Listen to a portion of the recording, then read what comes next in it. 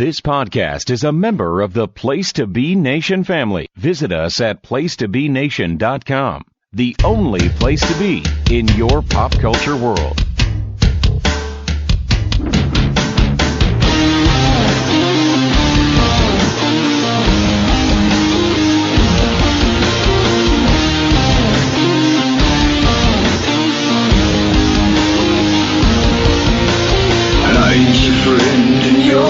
PTV, Wrestling Network, friends and family, throw out the streamers and shake hands. Because finally, it is time for some honor. Welcome to this month's episode of the Pod of Honor. I'm your co-host, Scott Criscolo. Yes, it's later in the month than usual. It's schedules. Life, unfortunately, gets in the way. But we all appreciate your patience and perseverance because we try to bring you the best we can when we can. And so this month's episode will be a little later. Hopefully, when we get into June, we'll try to get back into the groove of the first Tuesday of the month. We'll certainly try that, but we're here, and we got another fun show for you this month. But let me bring in the guy who is the heart and soul. He is the Gabe. I don't want to call him Gabe. He's the... I don't know. We'll see who he is. Who are you, Steve Aloysius Willie? Well, here's the thing. I don't remember who I am because I appreciate you spinning it that our schedules were, just pretty busy. Because the reality is, people, will pull back the curtain a little bit, is that I just repeatedly banged my head on a ring post and became massively concussed and just bled all over creation. I didn't know where I was. I went on the NWA podcast. I thought I was on Main Event, but I was actually doing the NBA team podcast. I don't even know. So it's my fault. I apologize. I want to be honest with the listeners. So in other words, a Main Event on Dynamite. Don Callis turning heel. Really? Stupid. Oh man, I saw it coming a while ago, but after he accidentally cracked his head open. Right. On one of the few segments with Jon Moxley where there wasn't supposed to be blood, I didn't think it was going to happen because it was a bad gash. I think we talked about that on the previous episode of Main Event. Yes, it was an ugly gash. I agree, definitely. All right, but we'll talk about that on Main Event this month. All right, so welcome to episode 4 of the Pod of Honor. These are episodic. It is not linear. So if this is the first time you're listening to us, welcome. It's great to have you. You can keep listening. The episodes are not like in parts. But after you finish this episode, please go back to the archive, placetobe.podbean.com, or any of your podcasting catchers and check out our previous 3 episodes. They were all exceptionally good. So Steve, what do you have in store for I and our listeners this month? Well, this month we are going back to speaking of linear, the first episode that we did where we reviewed the 2002, 2003, 2004 Ring of Honor matches of the year as determined by their cage match ranking. We didn't want to go based on just one reviewer. Right. Whether it be Meltzer or somewhere else, because to be fair, Meltzer didn't review a lot of the early Ring of Honor shows or much of the later ones. He was pretty selective in what he was able to get his hands on the time because of the huge delay in DVDs. So with Cage Match, you're able to get a fairly good representation of what fans think. The major matches of the year have anywhere from like 150 to 500 votes on them. So you're getting a pretty fair representation of what the matches of the year are on. And so this month, we're going to do 2005, 2006, and 2007, which, according to Cage Match, are 3 of the best 4 matches in Ring of Honor history. And after watching them, none of them I had seen before. I can see why, because all 3 of them are amazing. Mm-hmm. And couple of them were 2 of the 3 rematches, 2 of the same. And also fitting that I think we are going to discuss a guy who's kind of back in the limelight now. He had been kind of incognito for a couple of years, but he was big in NXT as an announcer and I think as a figurehead, and then kind of vanished, and now he has shown up in AEW / the new ROH. So and really 3 very different matches, even though 2 of them involve the same people. But even those are 2 different matches, in my opinion. So why don't we just jump right in? So match of the year, or the best match in 2005, Steve, is 2 guys that I love, and 2 guys that are very different from the 2 guys that will be in 2006 and 2007. Which is why it's a very different match. So, get us tee it up for us. All right, first match from 2005 is from October 1st, and it is the infamous Samoa Joe versus Kenta Kobashi match off of the aptly named DVD, Joe versus Kobashi. Rated 5 stars by Dave Meltzer. Not his all-time favorite match. That would be a match that happened this past year in 2022. Right. Rated 9.69 out of 10 on Cage Match, which is about as close to perfect as you can get. Yeah. And what was the date again? Because I like going to... Yeah, October 1st, 2005. All right, October 1st. OVW. I got the entire card right here. If you... Oh, okay. Because I go to the calendar, and then I go to October 1st. It must be when they tape it. Do you think it was live? Oh, so at this time, the shows were, well, they would call them live to tape, which I think is the dumbest thing I've ever heard in my life. Because yeah, I know. And you tape anything, it's live to tape. That's right. The point. But they would tape the event, and especially at this time, it would take a good few months for it to come out on DVD. I don't remember if they were still doing VHS at this point. But yeah, they would come out. You might get like good 3 months. There are times, and I would have to go really deep into the internet of the 2000s to figure this out, because there were times where it was much slower, where it would take a good 5-6 months for the disc to come out. Until they started going on pay-per-view, which was 2007, because the last match that we were going to do was delayed on pay-per-view, and we can talk about that when we get to it. Right. So this was from New York City, New Yorker Hotel Grand Ballroom. I believe this is their debut, because this is a bigger venue than they usually did. So I heard 750 when I did research in attendance. Cage Match says is about 800, so fairly close.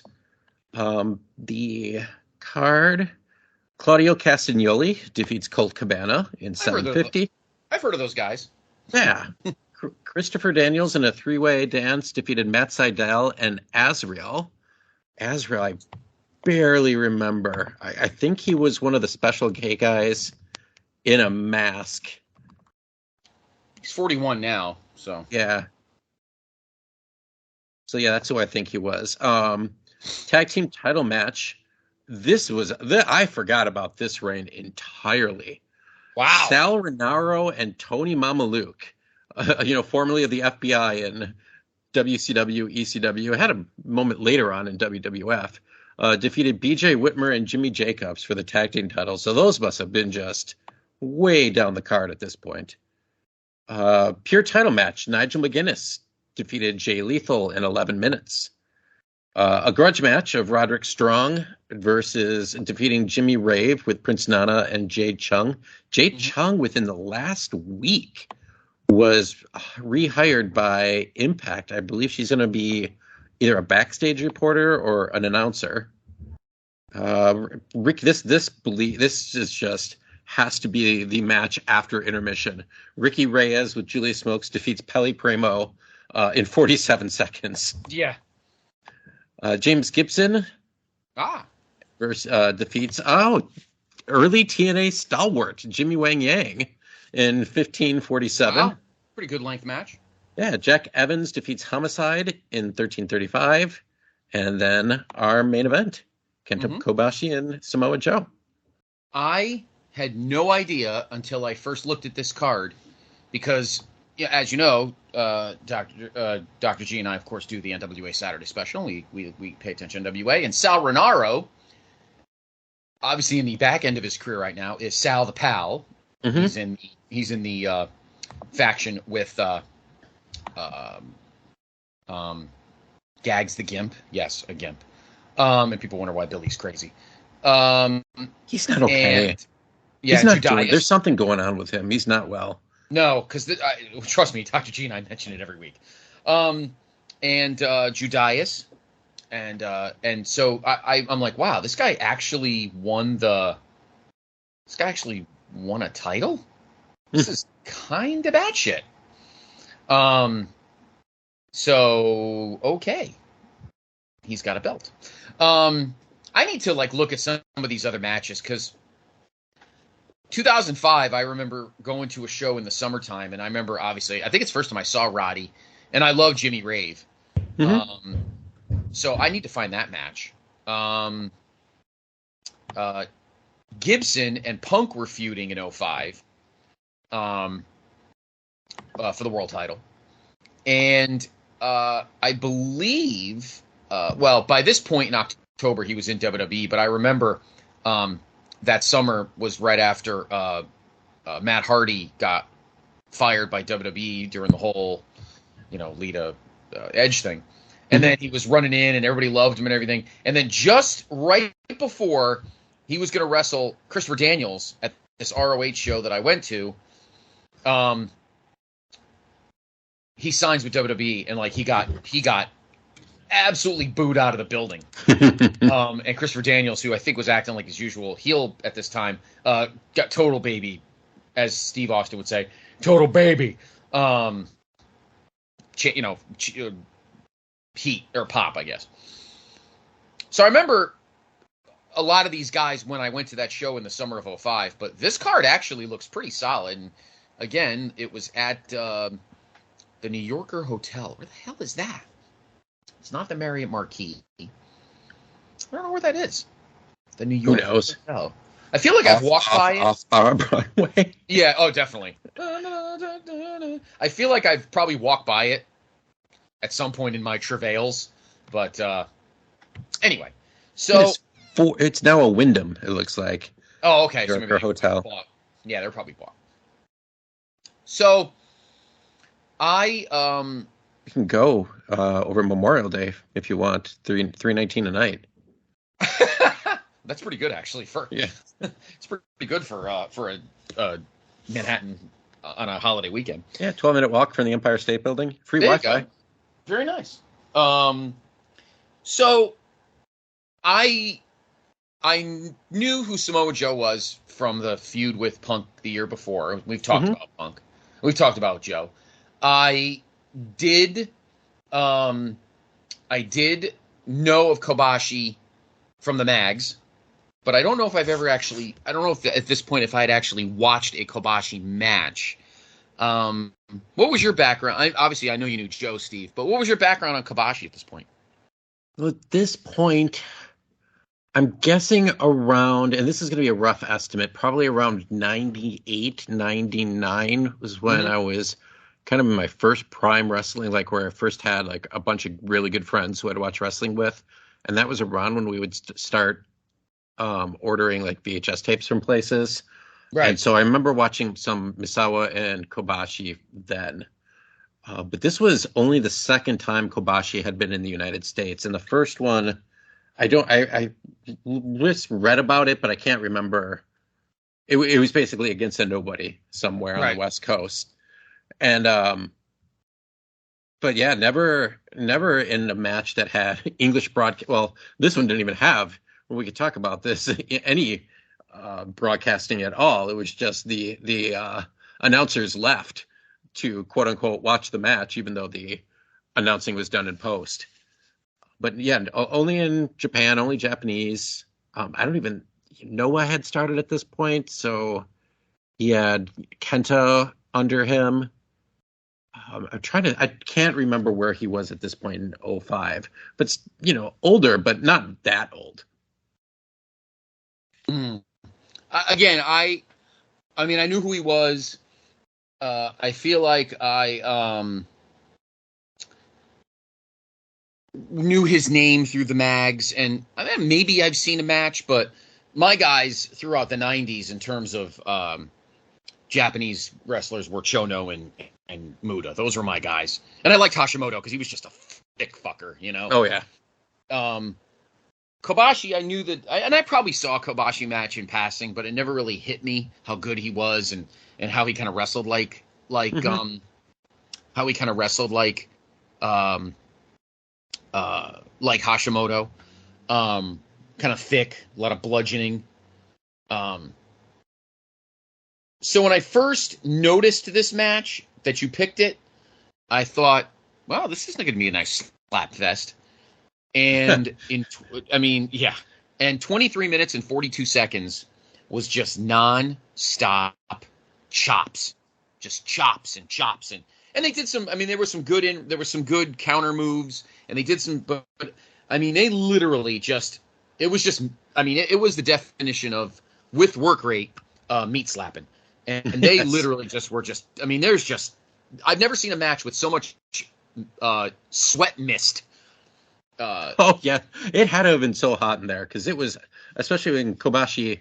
And for those who haven't seen it, the most famous sequence in this match is Kobashi doing the forever chops in the corner. And I've come up with a different number every time. I've probably seen this match 3 times at this point.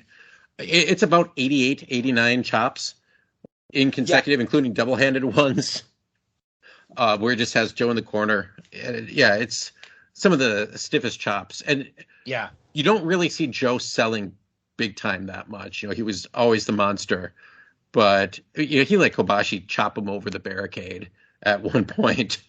This is some of the stiffest chops you'll ever see. And I mean, it went back and forth. I don't know who was Joe. I'm trying to remember if he came into the ring. Was he the champion at the time? The world champion? I don't. Gosh, who was the world champion? There was no title on the line here. Was it Danielson at this point? He was because it was, well, so him and Azrael and Seidel was a title match. It doesn't say it on Cage Match. The only title matches on this card were the Sal Rinauro and Mamaluke beating Whitmer and Jacobs, and then Nigel defeated Lethal to successfully defend. He was pure champion. Nigel. I feel like it was Danielson. I wish we talk about Nigel tonight because I just miss Nigel. All right, it was Danielson because just 2 weeks before he beat James Gibson for the title. Oh, okay. Because I remember that we'll talk about our second match. Danielson and Nigel both won their individual championships at that time, and that's what led to the match in '06. Right. Yep. And he's not on this card. No. So he went to Japan a lot still at this point. Looking at the announcers, Dave Prazak, Lenny Leonard, and Jimmy Bauer. Yeah, Jimmy Bauer was actually Gabe in like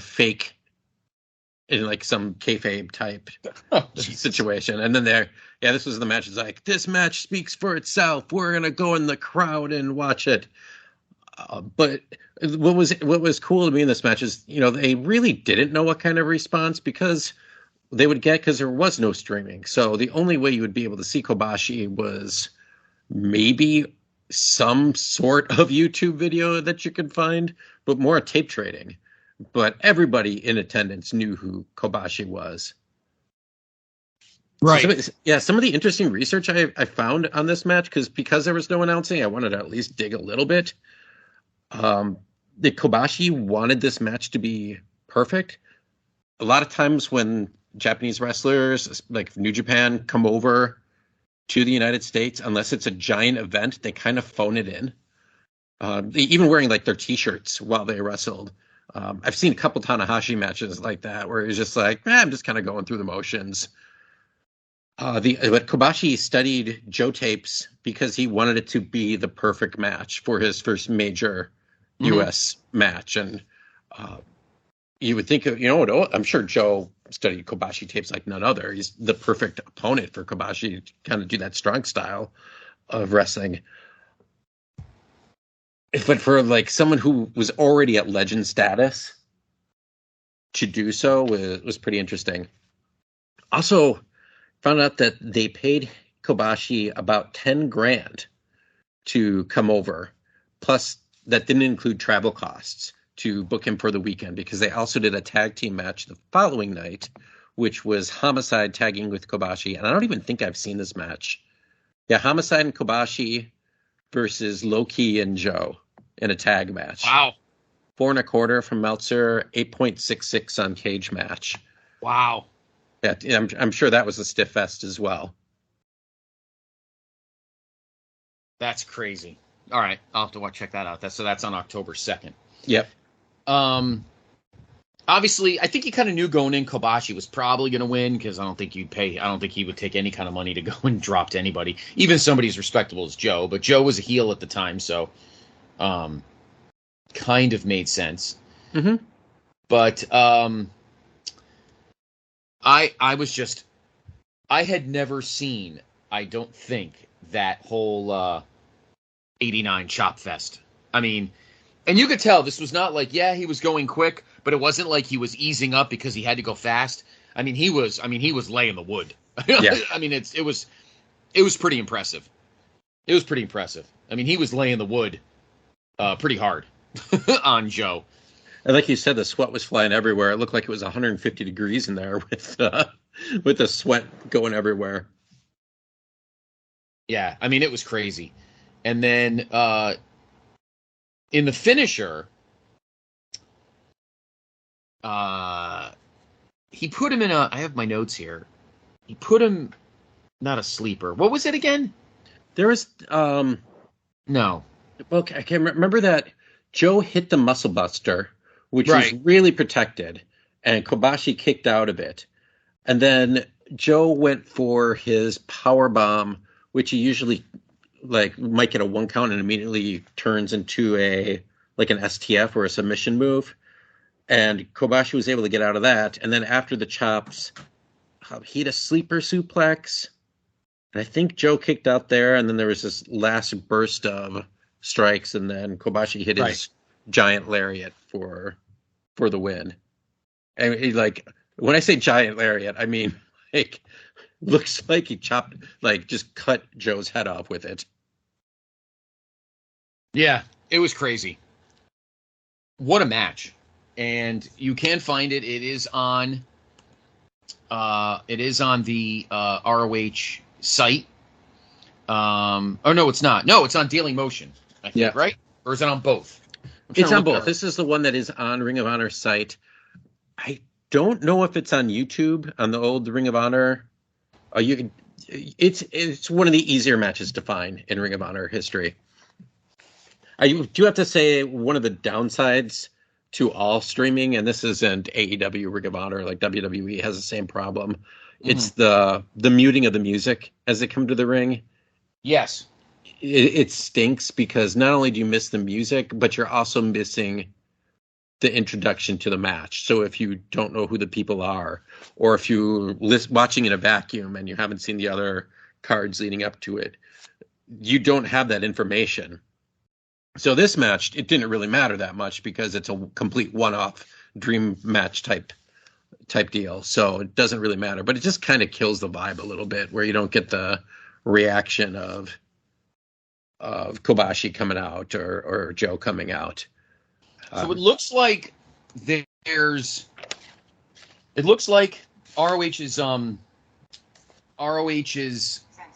YouTube channel. Let me turn the volume on. It looks like there's two. This one here, it's their 18th anniversary collection. It says 3 brutal Samoa Joe matches in ROH. And the matches are This current list. No, it doesn't say what they are. Of course it doesn't. In the description. This first one.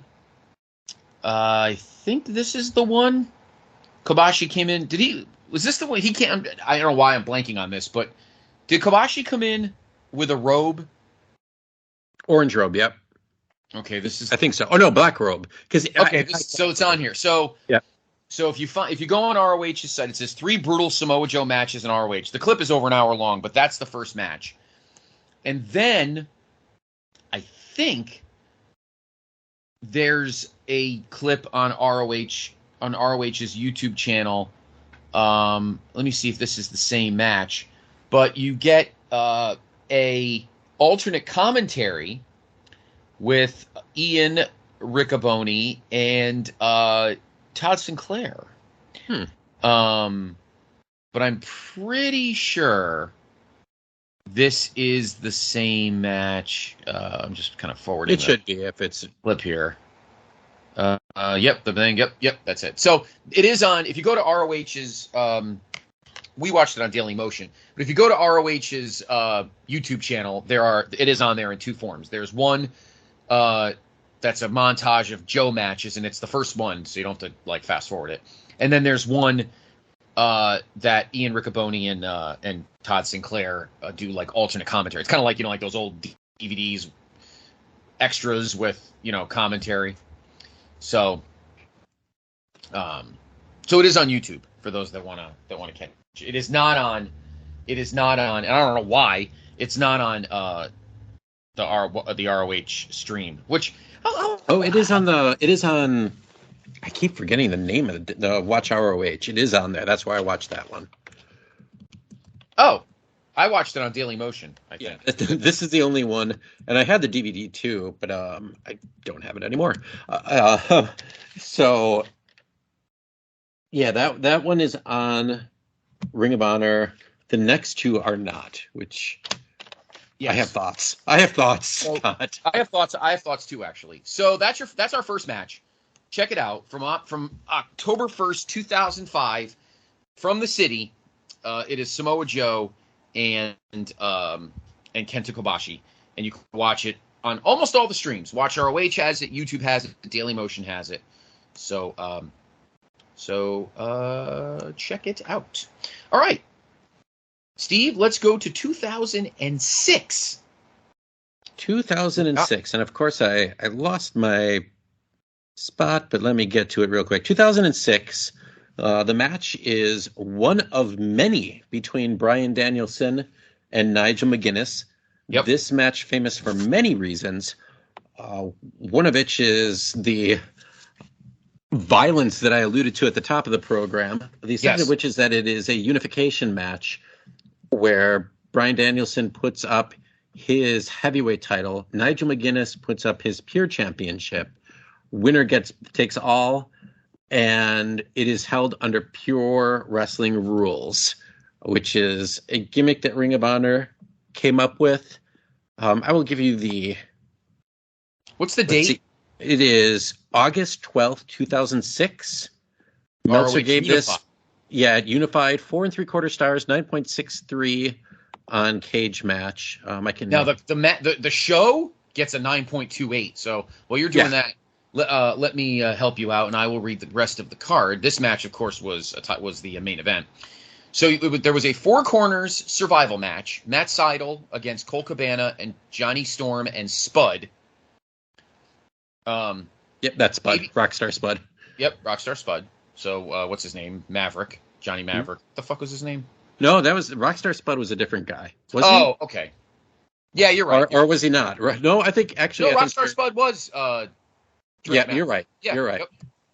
Yep. Davey Richards defeated Jimmy Rave in 2309. Oh, I definitely got to watch that match. I just loved you. We may need to. I got to be honest, Steve. We may need to do a Jimmy Rave episode. That might be good. That might be. Yeah, we should talk about that. That might be a good one to get Kevin on, or even I know Nate and our guy Chris Ely have contacts with Prince Nana as well. So I love Prince Nana. Yeah, be careful; he might sell you some crypto. That's a shoot, brother. Yeah, that's a shoot, brother. BJ Whitmer defeated Claudio Castagnoli. Wow, BJ Whitmer never got wins that big. Colt Cabana wrestled again, and he beat Chris Hero. Doug Williams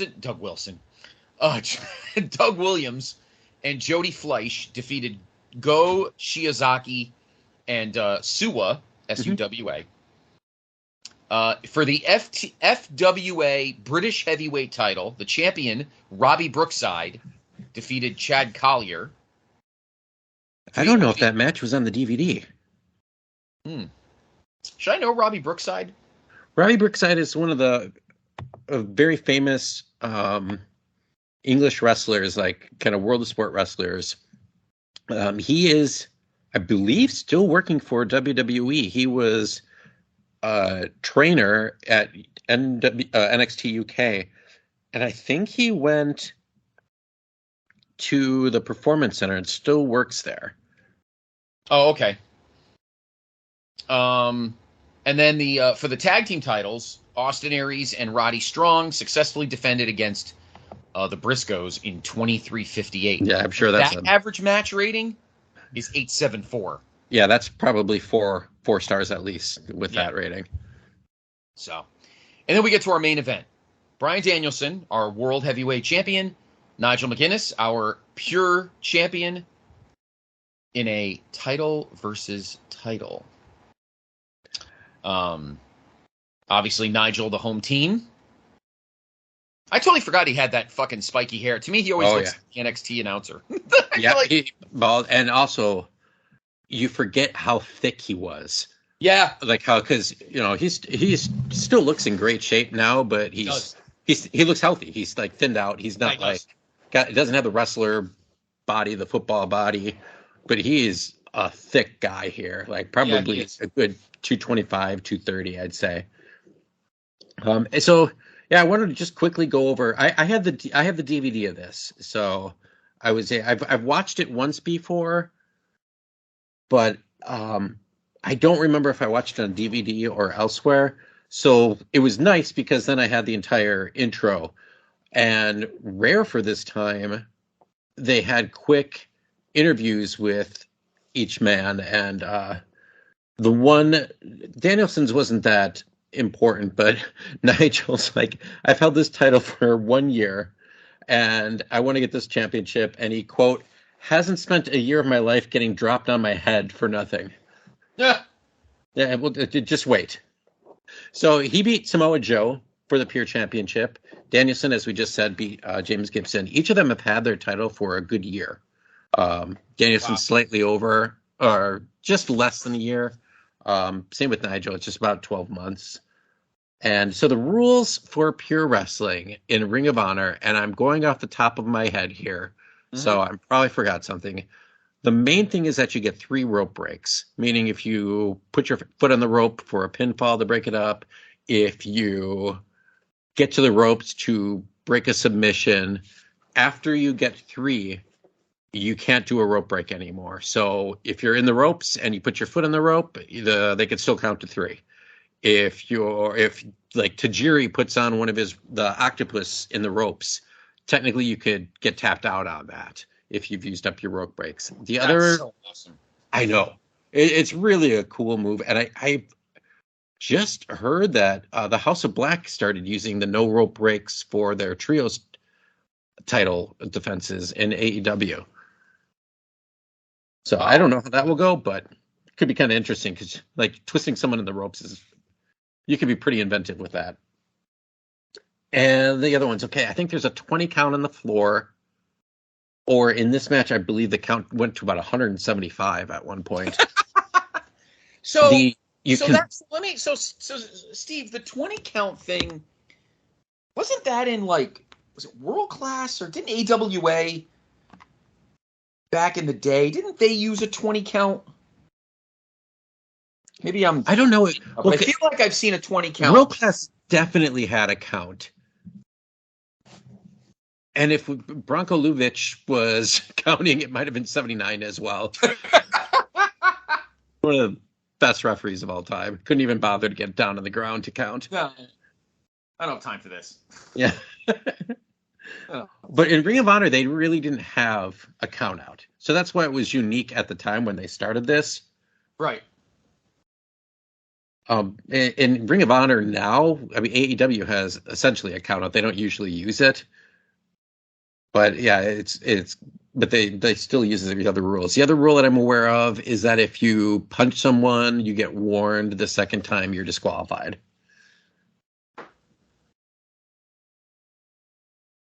I didn't realize there were this many rules. I thought pure was just like grappling stuff. I didn't realize there was actual like rules. That's funny. There's a bunch of them, and I think it was a little bit of kind of going to that British style. Right. But yeah, usually that's what it's more known for. It's in a way I like the booking style of it because you can use those rules to tell more stories. Mm-hmm. The way Nigel beat Joe was, I can't remember the exact finishing move he did, but Joe's foot was on the rope, but couldn't use it because he had used all of his rope breaks. So Nigel wins the title, but also Joe can say, if kayfabe wise, like, oh yeah, I didn't really lose. I had my foot on the rope. Like if it was a regular match, I would have kept going. Mm-hmm. Right. You can tell stories with the count out. Also with the breaks, it's a little bit of best of 2 out of 3 style. Then you can also decide not to use them. So there's little different things you can use, but really the point of it was to showcase more grappling and striking, not as much, kind of more of the flippy type like high flying wrestling. It wasn't for that. It was to bring that different style in. Right. And it's like with Ring of Honor today, like the guys who usually go for it are Wheeler Yuta, Daniel Garcia, more mat based guys. More traditional, like Zack Sabre Jr. would be a guy who would go for it. Like a Jonathan Gresham had it for a while. So type Tracy Williams is another guy that comes to mind that I think that went for it. So all these guys who are more, just for lack of a better term, just like wrestlers. Right. And I enjoyed like Danielson kind of playing it up as a heel. I was really digging it because obviously he was kind of working the heel side of it, being amongst the crazy throng in England. 1,700. It was a huge crowd for them. Yeah. And I mean they were going at each other. And I definitely feel like this match and our next match worked very differently. This one seemed much more emotional, where I feel like the other one was much more methodical. But we'll get to that one in a minute. Yeah, I agree. I feel like Danielson's like chemical persona during the ROH years was almost his best. And I think going to the big promotions, I almost think kind of hurt him. And because I understand having kind of a personality, I'm trying to think where I'm going with this. ROH didn't have to totally rely on all of the charisma part. You can have it, but obviously ROH had a very different way of thinking in terms of their characters. And I feel so much like Danielson just was all about, he was this, clean shaven and burgundy tights, burgundy boots, but man, could he take you out. And Nigel was Nigel, the spike and the thick and just so different than he would be when he goes to eventually to WWE and all that kind of stuff. And obviously he is now. Right. I kind of dug it. He has a little bit of all of his personas, I think, right now with his character. That you could see some of this, like in his Combat Club character, some of the like devious, dickish, actions that he does, like him on commentary this past Wednesday or this past week on Dynamite when Callis turned heel, and he's like, oh, and I can see he's like, oh my God, look at this! It's like crazy. It's like he has legitimately enjoying it. A little bit of goofiness, which I think is his actual personality that he showed in WWE with, like, say, the Kane stuff. Right. But when it comes down to it, he really, really likes this hard-hitting, grappling, go down in the mat for 20 minutes style of wrestling. And when he was trying to get out of his contract in the WWE, when they wouldn't let him wrestle because of all of his injuries, he was legitimately perfectly fine with going and wrestling 300 people on indies and, making $1,000 per show. He was more than happy to do it. And in my opinion, WWE was correct at that time. And like, no, we'll pay you to do nothing because, they didn't, as much as WWE can be criticized for a lot of things, they didn't want him getting massive CTE on their watch. Right. Yeah, no, absolutely. And, we've talked a lot here on our show, on here, Steve, and on Main Event and other shows about headbutts and stuff. We know who who probably got most affected by flying headbutts, and we won't go down that road. Yeah. But this one was just, it was stiff, and there was a lot of like Danielson jaw-jacking, and it was very unique for the two of them. And I ate it up, and I tell you something, talking about hometown pops, just watching Backlash, and we talked about that on Main Event. Oh, God, yeah, it's great. When you get those international crowds, you're going to get a different level of energy than you get here in America. And obviously I'm talking about, Bad Bunny's pop, which he wouldn't get that. He's popular, but he wouldn't get that kind of pop here that he did in his backyard in Puerto Rico. Same thing with Nigel here. And Danielson used that to tell the story. And it was exceptional. It was absolutely exceptional. Yeah. And the quick highlights, I can do the rope break stuff. Caused Nigel's first rope break. Danielson gave him his butterfly suplex into a cross arm breaker. I think the second rope break, cattle mutilation by Danielson. So Nigel's already has 2 rope breaks at that point. Right. Brian lost his first rope break when Nigel gave one of his finishing moves, which was the Tower of London. Tower of London, opponent's feet are on the top turnbuckle, then kind of give him a cutter off of it, like a hanging cutter. Right. Kind of like a reverse DDT that Randy Orton does when the feet are hanging off the ropes. Then he gave Brian a cattle mutilation, so that was the second one. And then that was when they just completely fought outside the ring, and Nigel busted his mouth on the table, and Danielson put in a crossface chicken wing, and that was Nigel's third rope break. And then Nigel hit one of his huge lariats, and Danielson got his foot on the rope. So at that point, all the rope breaks are gone. And so then they start doing like your kickouts, and Danielson had like a crossface while they were tangled up in the ropes. But then the worst part of the match comes. My other criticism of this real quick, the camera work in this was horrible. Absolutely horrible. The white balances off. The hard cam kept zooming in and out, and it not like weird angles. Yeah, the ringside camera wasn't in focus a lot of the time. But yeah, they were fighting out in the crowd, and both of them lined up on either side of the ring post, which was a square, so hard edges, and Nigel pulled Danielson's shoulder into it, and then Danielson pulled Nigel, who then repeatedly hit his head hard way, no blading, busted his head open.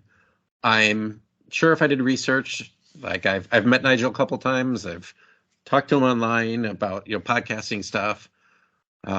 I assure you that he would say he regrets doing this because he had concussion problems after it.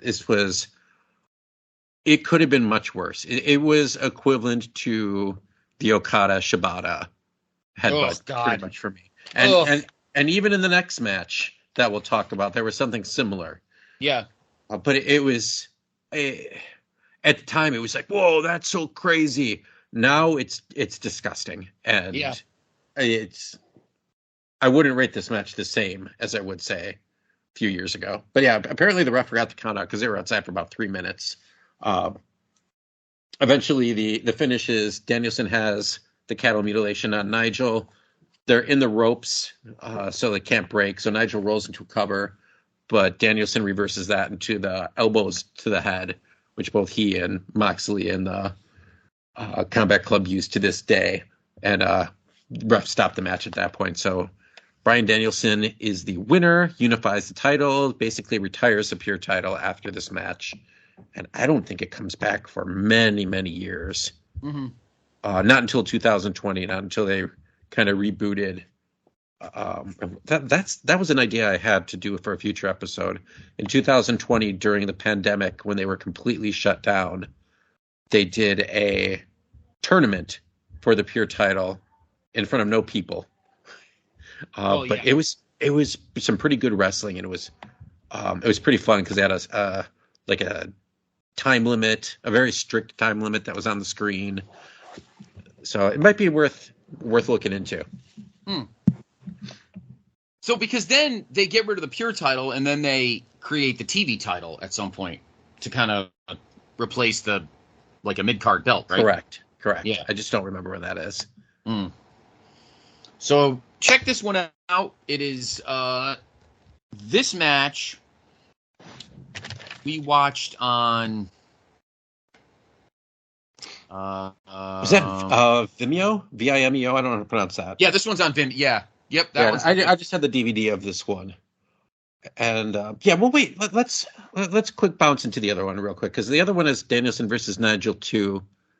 They had I found a playlist on our old friend from long ago. I don't remember what show this was. If it was the first episode that we did of this podcast, right, where we used Billy, which is like a Chinese YouTube service that we did. Chad Campbell hooked us up with. Yeah, we did. And there's a pretty cool playlist, and I know there's a DVD that's out of print that has all of the Danielson Nigel matches on it, and they've actually faced each other something like 8 to 10 times in Ring of Honor, 8 times in singles matches, I want to say, 3, 4, 5, 6, 7, 8. Now I stand corrected. 12 times they wrestled in Ring of Honor in singles matches.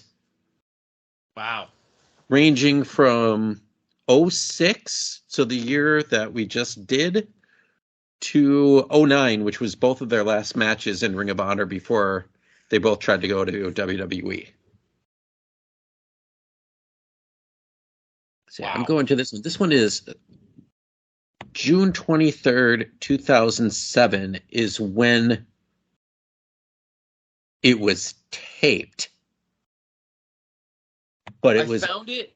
It says at the Frontier Fieldhouse in Chicago Ridge. And we might have watched different ones. No, I'm looking at the wrong. Oh, this must be a different night then. Because this was in Philly. This was. Okay. I'm looking at the Chicago one. Sorry. Okay, was it June 9th? See, that's the thing. We were talking about the pay-per-views and how historically the DVDs came out a few months later. Well, they tried towards the end of Gabe's run doing traditional linear pay-per-view. Right. The problem was that they would pre-tape these shows and then take some of the matches, edit them down, and put them in I want to say a 2.5 hour window on pay-per-view, and they would dub over the match with commentary, which it was cool because they were able to intersperse here's Nigel McGuinness. Here's a bunch of little clips of Nigel McGuinness, and here's some of the moves you can look forward to. And this is his driving factor of what he's looking for. So it's pretty cool, but also these matches had been around for months. So you had the card already released. Yeah, this is the one. So it was June 9th was the initial date. It was the number one contenders match. Yep, at the Armory. At the Armory in Philly in a show called ROH Dominion. So you can buy this show as a DVD, Ring of Honor Dominion. However, the pay-per-view was called Ring of Honor Driven. Right. So, yeah, super confusing. I hate this stuff. It's so confusing to figure out what match is what. So this is what I have. Obviously, this was not the main event though, because neither guy was champion at this moment. Morishima was champion, and he fought Roddy in the main event. Mm-hmm. But here was the rest of the card. A lot of dark matches. Was that was it a gimmick or something? A dark four corners match, ROH top of the class trophy title. Oof. This was literally a giant trophy that their students fought over. Oh, okay. Well, Pel Primo won it. He beat Alex Payne, Mitch Franklin, and Rhett Titus. Back when he was a rookie. Damian Wayne defeats Rex Sterling in a dark match. Oof. In a dark tag, Azriel and Deranged defeat Gran Akuma and Michael Elgin. Hey, your pal. Who the hell was Deranged? Deranged, I think, was one of Special K2. Because they had that whole crew. But yeah, these are just like Gran Akuma is out of Philly, like retired for a long time, but he was a long-time Chikara guy. Matt Seidel defeated Hollow Wicked. Yep, another long-time Chikara guy. In a singles match. Daisy Hayes against Lacey wrestled to a time limit draw. Generico and Steen. Who are those guys? Wait a minute. I thought they never tagged before. No, I know they did. Defeated Jigsaw and Mike Quackenbush. Yeah, so this was a heavy Chikara influence show. Davey Richards defeated Matt Cross. Matt Cross would end up wrestling in the NWA a little bit right before the pandemic. And they did Lucha Underground too. Yep. Delirious defeated Rocky Romero. In a four-corner survival match, Brent Albright defeated B.J. Whitmer, Eric Stevens, and Jimmy Rave. In a best 2 out of 3 falls, this had to have been a fucking stud match right here. Two straight pins. The Briscoes held on to their tag titles against the Kings, Hero and Claudio. And now this one. And then the main event, which is not our match, Takashi Morishima successfully defended the ROH World title against Roddy Strong. All right, so this match is a little different. Again, pure title's gone. Neither guy's got the world title. This was just a fight. And like I said, I feel like this match had a different kind of tone to it than the one in 2006 did. Obviously, no titles on the line, no pure roles. It was, I felt like there was a very different tone or feel to this match, even at pacing, that was very different than the 2006 match. Very much so. It was. Man, I'm still having a tough time figuring out which is which here. I know. Yeah, because it's yeah. Hold on one second. If you can keep talking for a moment. Okay. Yeah. Never mind. I got it. Yeah. This was. Yeah. The cage match has this messed up because the pay-per-view that they showed was a combination of multiple events. There were 2 events on here. So yeah, we were right.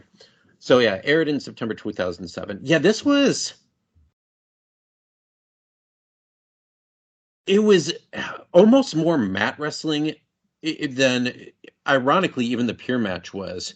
There was just a lot of back and forth on the ground and then slapping and clotheslines, but there was more evil intentions around it. Like Danielson, I remember, was like, just like perfectly legal, but like digging his fist into like the side if he had a hold on, or like popping him in the ear if he had had an arm lock on him or something like that. Nigel, this is just off of memory. I have stuff written down, but just trying to make this point of like the little things that they did differently. He was trying to get his arms, and Danielson was fighting off, so he just slugged him right in the lower back, and like just a kidney punch to get his arm. And it feels like that went on for a good 10 minutes, but it didn't feel like some matches these days. Well, they're just like, okay, here's our first 3 minutes. Well, we'll just do just regular sequences. Like, I'll put you in a leg lock and then you'll kip out of it. And then I'll do an arm drag and you'll do an arm drag. And then we'll both kip up and look at each other. Kind of those things that they've done really since ECW days. It's just like, yep, okay, this is the part where we bat wrestle. This was, like you said, it was more of a, I'm going to take you down and I'm going to beat the shit out of you and stretch you. Now you're going to reverse and you're going to beat the shit out of me for a minute or two. Right. And there was no like posing to the crowd or anything like that. No. This is a brawl. Yep. Yeah. And again, just the tone was very different. Now, Danielson obviously would roam around for a couple more years. He would end up, of course, in NXT. Well, I would say probably 2.5 years, because that season technically was 2009 into 2010, because it was 2010 was, of course, the Nexus storyline, and yeah, him choking out Justin Roberts with the tie, which I thought was, kind of funny. Well, of course, so did Justin Roberts. Yeah, but yeah, he want Danielson fired. Yeah, so it was definitely a very different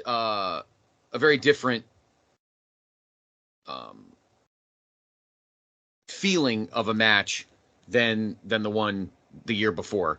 No titles. It was just violent, and they kind of went all out a little bit that they didn't do the first time. Very different in that tone. What were your differences that you saw between the two matches? Just the intensity level, which you think, well, geez, Steve, they were fighting on the ground and they were throwing each other into the posts over and over again. But that had a build to it. This one started from the get-go. So we've fought each other a million times. We know each other's moves, and everything we do is going to have a little bit of extra oomph in it. So I talked about the Tower of London before. Usually you set the guy up. It takes time. This, he had him in a Sting Scorpion Deathlock, flipped him over his shoulders, and oh my God, he's in the spot. Boom, he nailed him. The slap fests where they just, something you see a lot of now, but just continually slapping each other right in the face.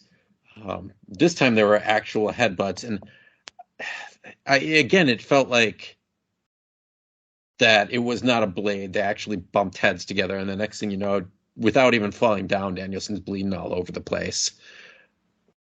So, just every single thing felt a little snugger, a little stiffer.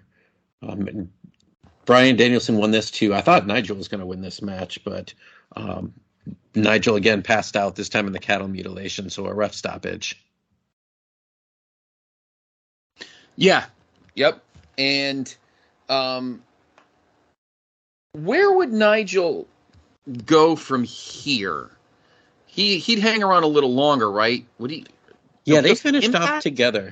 Nigel ended up winning the championship. Here, let me get back into not long after this. And I remember he lost it to Jerry Lynn. Going into match guide for Nigel. So this was what we said, 2007.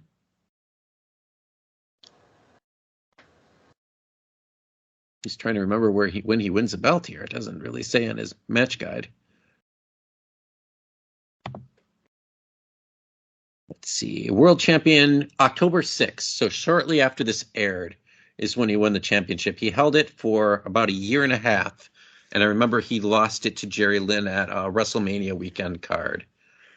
He then finished up wrestling Danielson at the end of 2009. Both of them were going to get signed by WWE. Danielson did, but Nigel didn't due to something they saw in his physical. WWE signed in his physical, and then he was unsigned, ended up going to Impact for a while before he retired due to injuries, and also I think he was just done mentally. Right. But yeah, still like very short but very solid run in TNA as Yeah. Desmond Wolf.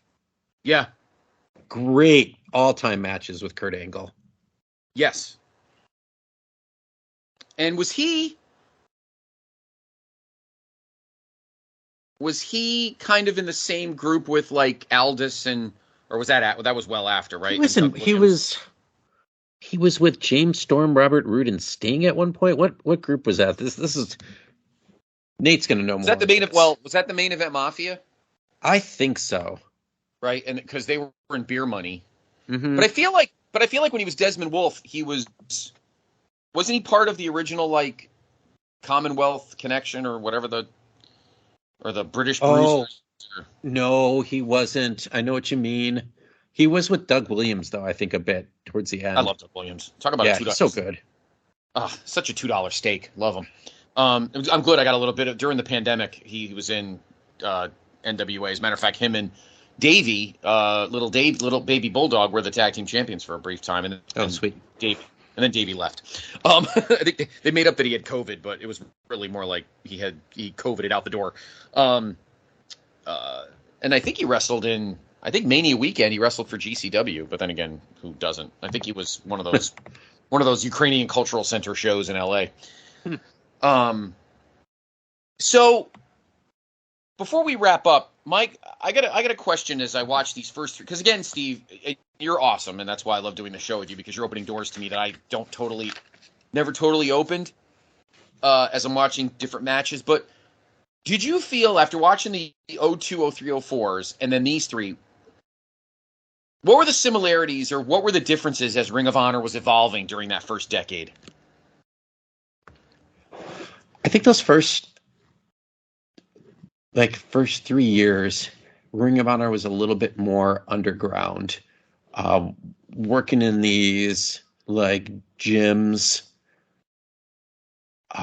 like saying they were in Boston, but were actually like 2 hours away from Boston, having a hard time finding their footing, and it was really just a way for RF Video to make money off of ECW.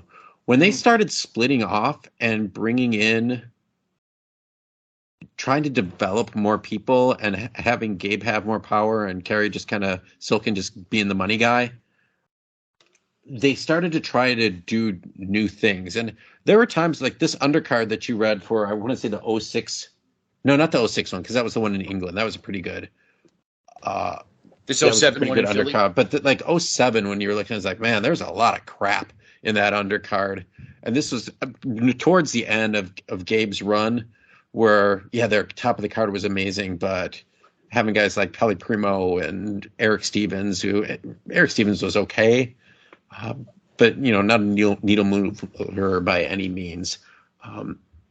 They were like trying pay-per-view. They were trying to be seen on a larger scale, and then production value was a little bit better, but they would go around to say like Chicago, and each time the crowds would be bigger. You could see that they were growing over the course of 3 or 4 years. They were trying to get involved more with like Mania weekend. Okay, let's try England and see what happens. I'm pretty sure they do Japan at some point around this. So just trying different things, trying to bring in more international people. They brought in like Dragon Gate guys. They brought like Morishima. They brought him in from Japan. They didn't do that stuff in the first 3 years. They were taking more chances. Right. And then I agree with you. And I obviously I like doing this in threes. This is pretty cool. So a few months down the line when we do, 2008, 2009, and 2010, I have a feeling that the tone of the company will change again. Because I feel like when I really started to really clue in on ROH, which was about 2010, 2011, I feel like the roster was much more stabilized rather than bringing in as many outsiders. Yeah. Do you feel that way as we head towards the end of the decade into the 2010s? Yeah, especially around 09 to 2010, there's a huge shift, and then it's stable, where you start losing some of the guys to the WWE. But also you start getting the HD net days where they had the TV. so they were trying to be a little bit more consistent on storyline. Like it's still really, really good in 07, 08, and 09. In fact, I think it might be more consistent in those years, but there starts to be a big shift after that, going to like the next generation, I'd say, like Davey Richards, Tyler Black, slash Seth Rollins, Generico and Steen, a little bit more Cabana. Trying to think, because they had the big Steen and Generico rivalry for a while too. Roderick Strong eventually, and then Eddie Edwards was kind of the transition years right there. So it was a little, business went down a bit, but it was more consistent. Not as good, but consistent across the line. And they were doing more pay-per-view events more often. So there's some good stuff in there, but there's also like Charlie Haas, which, less said about him, the better. So there you go. There's three match of the years from those 3 years. So now we have 02. If you're keeping tabs, so it's still technically not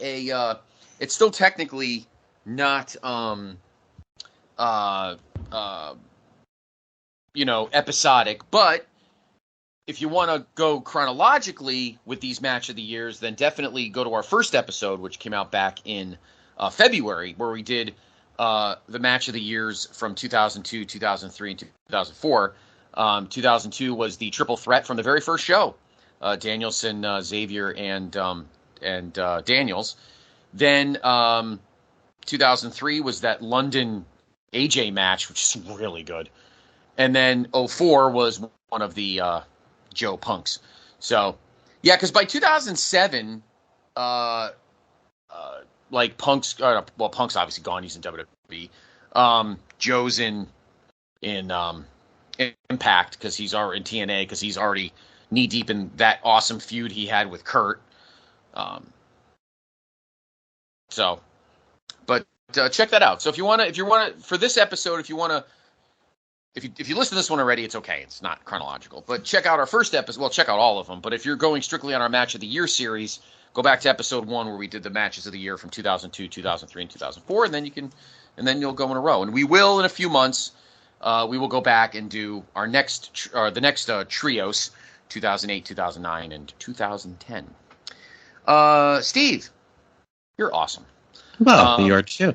Another great show in the books, everybody. We hope you enjoyed it. Steve, where can everyone find you? Everyone can find me on social media, on Instagram at SteveWilly1. And you can find me on this program I do with Scott Criscolo called The Main Event. And also recently on... this is an evergreen episode. In fact, you can listen to it anytime. You know what that means? I believe it was episode number... I can't remember what episode it was, but it was the AEW Ring of Honor draft show that coincided with the WWE draft and the NFL draft happening on the same week. And that was a really super fun show that I got a lot of positive feedback from. It was just Andrew Reich, Jordan, and I each getting a team to draft. Only we had several rules in it, such as I could not draft with being the Ring of Honor guy until the 11th round. So they got 20 picks in before I could pick anybody. It was a lot of fun, and I actually got a hell of a roster having to wait that long. So yeah, go and check that one out. I highly recommend it. That one is on the North-South Connection feed, but usually you can find me on the Place to Be Nation Wrestling feed because we're OGs. We don't need to split up anywhere else. You are definitely an OG, Steve. A precious one at that. Obviously, you can follow me on Twitter at Scott C. Podfather, but please follow the brand on Twitter at PTBN Wrestling. We have a lot of fun over there. I do the wrestling time travel every day. As a matter of fact, this week that we're taping, there were a few Ring of Honor shows that took place in March over the years. May. And so we do that every day. We post the pods on Twitter every day. Of course, you can see all of our pods on all of the podcatchers, and you can go right to the source, placetobe.podbean.com as well. Thanks for joining us. Join us next month. We'll come up with a really cool topic and have a lot of fun with it and throw the streamers. So, for Steve Willie, I am Scott Criscolo. Thank you for being honorable in the Pot of Honor.